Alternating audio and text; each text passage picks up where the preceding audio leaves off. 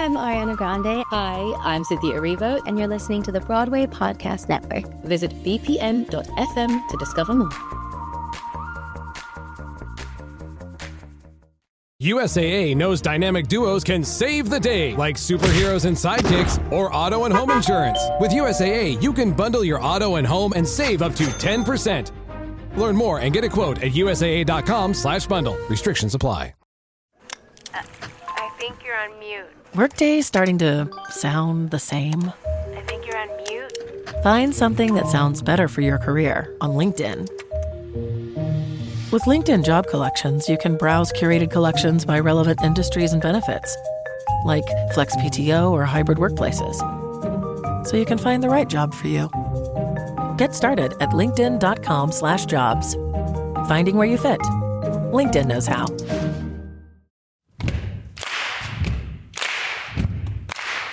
When I bump into something that inspires me, I dump it in my spark file.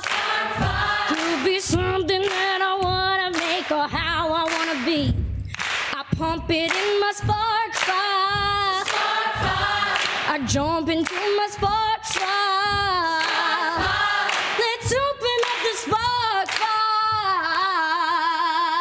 Welcome to the Town Hall Spark Sessions. I'm Laura Camion. And I'm Susan Blackwell. We are creativity coaches at the Spark File, where we help people fear less and create more. As creatives ourselves, we are obsessed with one of the most dynamic cultural centers in New York City, the Town Hall. For over a century, the Town Hall has been a champion for artistry and advocacy, amplifying the voices of icons and emerging artists alike. And now the Spark File and the Town Hall have joined forces to elevate and celebrate artists who are gracing the stage at Town Hall and using their creativity to fight for the powers of good. So without further ado, let's get into the Town Hall Spark Sessions. Oh, Susie Blackwell, I have the most sparkish spark for you today. Yes. I'm so excited because I had the joy of talking to Sean Mays. And you and I have both heard about Sean Mays in a variety of ways from Matt Goldman and Kevin Weinbold and people in our lives. And I'm telling you, he lives up to all of it.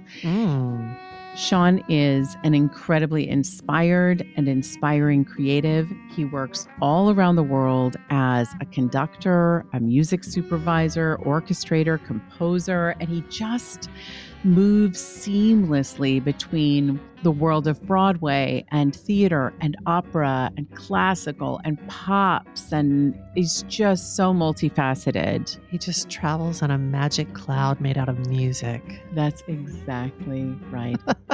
Something especially special about Sean Mays is that he is the artistic director and founder of Pops of Color, the new resident Pops orchestra at Town Hall. Fabulous. Pops of Color is composed entirely of musicians of color, focusing exclusively on repertoire that artists of color have contributed to popular music. Suze, I have seen and heard them in action. I went to this Whitney Houston concert. It was beyond wow, incredible. And this whole conversation with Sean inspired me to light all the candles. Light them all up, Suze, and you are about to find out why. Let's get into it with Sean Mays.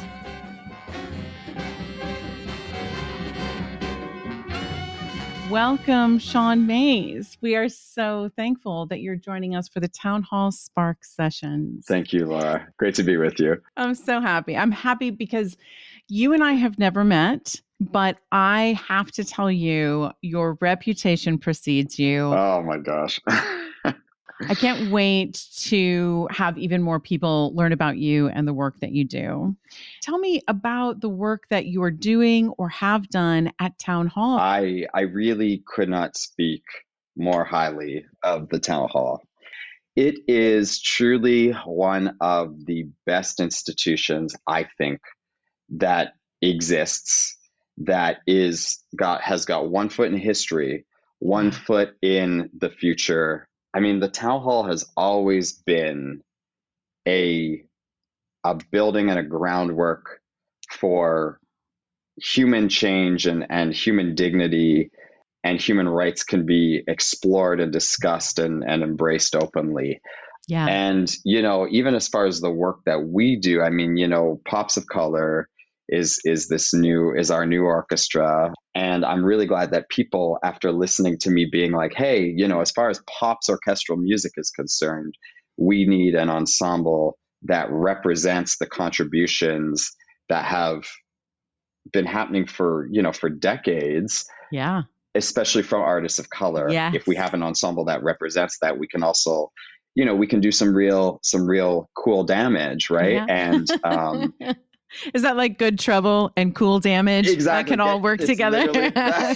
That's literally it, right? Like, how do we find our ways of going into that? I mean, it for me, again, too, the deepest need to create the ensemble really came from, I used to be a full-time classroom teacher. Like, the idea of being able to approach art from the angle of education has been so powerful for me. Our recent concert, obviously, we launched this past February at the Hall, where we did this huge concert in conjunction with Whitney Houston's estate. It was amazing. It was Thank you. Yeah, all these incredible, like forces coming together, but really the most uplifting part of this concert, aside from having a 35-piece orchestra on this stage, all artists of color in our community, a cohort of the best musicians that are literally on the planet, playing Whitney Houston's music with her vocals, with new symphonic orchestrations, like feeling like you're in the room with her, being with her family. Yes. All of these things, all of this magic happening. And then the best part of it truly was Pops of Color. We got the opportunity to create our education component with it. So we visited 4 schools in the lead up to the concert, and 3 of those schools, all from different parts of the city, and 3 of those schools, they came to perform in the concert, and they did a surprise flash mob from the audience and performed an encore of The Greatest Love of All. And we talked to all these students about, who's Whitney Houston? What do you know about her? And the best way of summarizing just how imminent and important this moment is the last school that we went to in the week was the Whitney Houston Academy out in New Jersey. We had 50 grade 6 students. They would be born in 2012, which is the year that Whitney Houston passed. Some of them knew who she was, some of them didn't, right? Wow. So we now, to go back to your original question, have found ourselves in this home, the Town Hall, nearly 105 years, founded by the suffragette movement. And if we're really getting into the weeds of it, right, like the suffragette movement, which again, largely, when you're looking at this as a white movement, this white woman movement, that was trying to find a way of embracing all of the needs of the time and saying, like, yeah, how do we create an institution and a place in New York where all voices are welcome? And so you have Town Hall in the 30s and 40s giving people like Paul Robeson, Marian Anderson, like all of these incredible, like the best, like all of the jazz, like Dizzy Gillespie, Duke, Dizzy, everywhere, Parker, like everyone you can think of, right, has played on this stage before any other institution, any other building in New York would even seriously consider them. And then once they sold out multiple shows in a row at Town Hall, Carnegie Hall comes knocking and is like, hey, we heard you doing some cool stuff downtown. Mm-hmm. You want to come up and do that here? Launching international tours. So you feel the energy of being in this building and being like, this is the thing we're doing, and we're trying to just be another step in moving art forward in the name of, again, like, as you said, creating good trouble, right? It's cool. 100%. I think it's incredible what you're doing. There was not a dry eye in the house when those students came out and sang Greatest Love of All. Thanks, Laura. Almost to where the people I was sitting with, we were like, are we going to be able to stop crying before this is over? It was exquisite. There was so much energy in the whole place and such a celebration of Whitney. And then to have the students be a part of it was just over the top. Just thank you. Beautiful. I can't wait for all the other things that you're going to do at Town Hall. And the fact that you have a home there, Pops of Color has a home there, is so exciting. Yeah, I love I love walking in the building. I love knowing the people who've walked there before. And I love trying to have the challenge of owning up to that and being like, Yeah. great, what are we going to do that is befitting and honoring of so many people who were so brave? How are you navigating this moment in time as a creative and knowing like how vital this moment is? We are people who are tasked with believing that the things we do and the work we create are important enough to I mean, as simply as we can say it, to change humanity, to change minds, to change hearts, to move life forward. Yeah. We're always in dangerous times, and they're more dangerous now. And so, again, like that for me, I think is my guiding hope, is where I say, look, if I can make my voice and I can use my decisions to be like, great, I'm going to do as much as I can that matters. And I think will help people feel and help people consider not just themselves, but the people sitting next to them as they sit and they listen to something.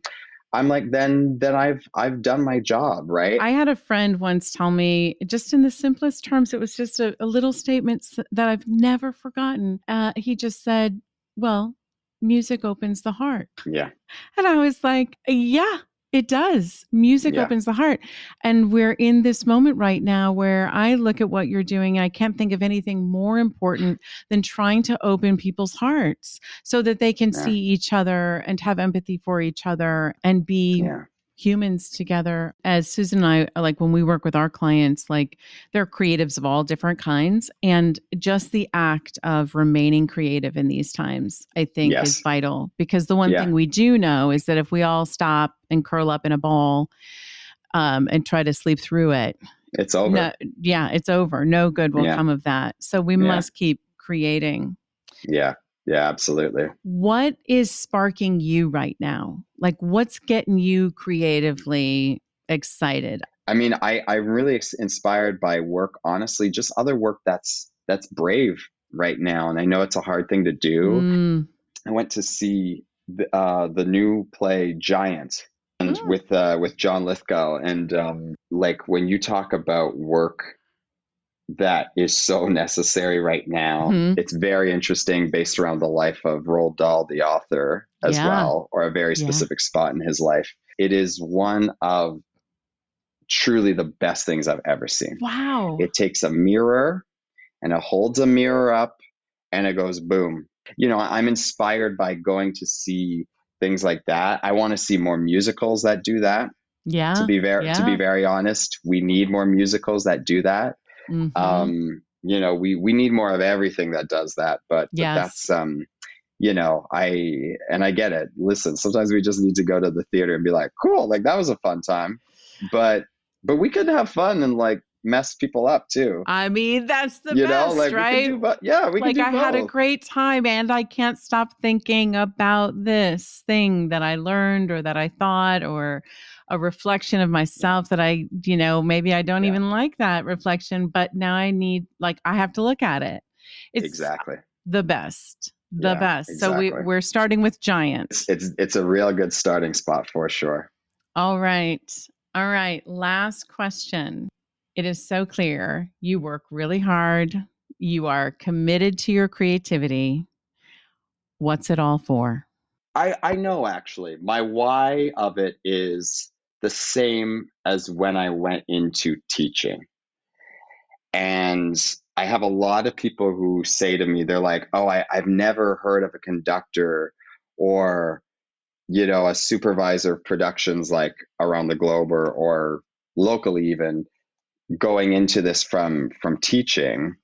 And even when I was in the classroom, I was trying to inspire people. One of the most beautiful like images I've ever seen of like teaching and the idea of, giving back and sharing in community and mentorship is this, it was this image of this super tall candle that's got its wick lit at the top. And, in front of that candle are like all of these tiny little candles with wicks that are unlit. Uh-huh. And the description of it was something to the effect of, teachers use their light to light other people's lights. Yes. It sounds so cliche. It sounds so metaphorical, but it really isn't. Like, man, like what we do is really important. We give people the permission to be brave in feeling for themselves. And I'm telling you, like, if we don't, like, I mean, you want to see what a world of people who are not emotionally connected and too emotionally afraid to be their best selves and help those around them be their best selves. It's not it. It's just not I don't want to see that world. No. Sean Mays, I say let's light all the candles. Hey, there we go. That's do it. That's a good one. That's a good one to leave. We're on. selling like merch. You and me. Let's light all the candles. Thank you so much. I feel very inspired. Thank you, Laura. Yeah, the pleasure's been mine. Thanks again. Thank you so much to our guest, Sean Mays, for joining us for the Town Hall Spark Sessions. And thanks to the team at the Town Hall who make all of this possible. The Town Hall and this episode of the Town Hall Spark Sessions were made on the lands of the Lenape people. If you'd like to learn more about the SparkFile Creativity Coaching and how we can support you as you clarify and accomplish your creative goals, visit thesparkfile.com, and you can follow us on socials at The Sparkfile. To learn more about the Town Hall and their exciting upcoming events, go to thetownhall.org. Follow them at Town Hall NYC and visit them at 123 West 43rd Street in the heart of New York City. It's all happening at the Town Hall. And if something you heard inspired you to use your creativity for the powers of good, we are writing you a forever permission slip to make that thing that's been knocking at your door. It's your turn to take that spark and fan it into a flame. We're going to wrap it up with the Town Hall Ensemble. Take it away.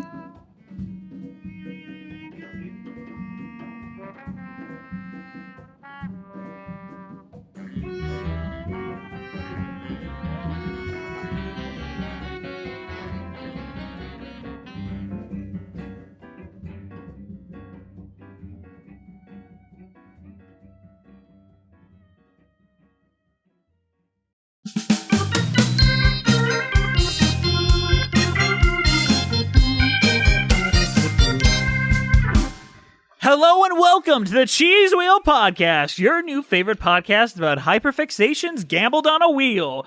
In this podcast, we are covering anything that we want to talk about, but the problem is we don't know what we're covering every week, and it's something new every time. And I am joined by two of my co-hosts, Andrew DeWolf. Hello. I'm happy to be here. And Liz Eston. Hello. Also very happy to be here. And this show is weekly, and every time someone else brings something to the table that's a little bent, we're going to be covering anything and everything, including Chaperone's new album, Spy Kids, and the film version of Waitress.